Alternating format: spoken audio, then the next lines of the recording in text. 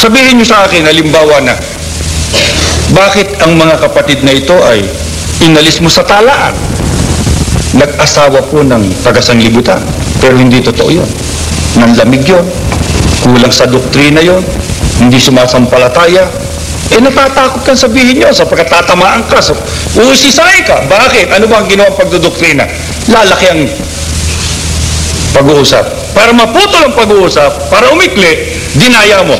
Nag-asawa ho ng hindi ka panampalataya. Ano ngayon ang gagawin ng pangasiwara? Ititiwalag yun. Automatic na ititiwalag. Maling pasya. Nagtiwalag ng hindi dapat matiwalag. Sino ho naging kasangkapan? Yung nagkulat ng hindi totoo.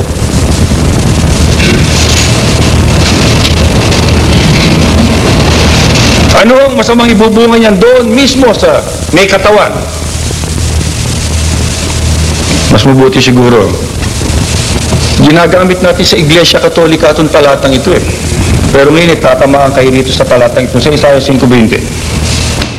Sa aba nila na nagsisitawag ng mabuti ay masama at ng masama ay mabuti, na inaaring dilim ang liwanag at liwanag ang dilim, na inaaring mapait ang matamis at matamis ang mapait. Yan eh, papel ni Satanas eh.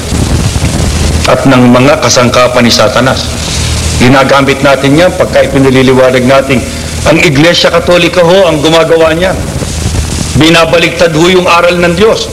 Pagka utos, bawal siya. Pag bawal sa Diyos, utos siya. Pag mabuti sa Diyos, masama sa Kanya. Pag masama sa Diyos, mabuti sa Kanya. Pag isa sa Diyos, marami sa Kanya. Pag marami sa Diyos, isa naman sa Kanya. Pabaliktad si Satanas. Ikaw ganyan din. Pagka yung mabuti, inyulat mo ng hindi mabuti, o yung masama, inyulat mo ng mabuti, yun din yun.